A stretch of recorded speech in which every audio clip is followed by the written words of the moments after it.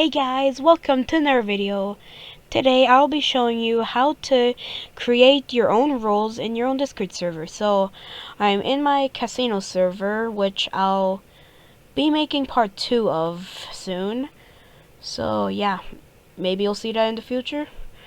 But yeah, so what you want to do is click on there and then on server settings and then click on roles.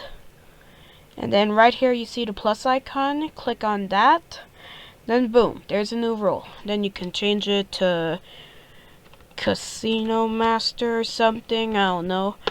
And then you can change the color, you can give it all of these permissions right here. So yeah, that's pretty nice. Okay. And then, actually let me move it to the top. Above unbelievable. Then when you give yourself the role,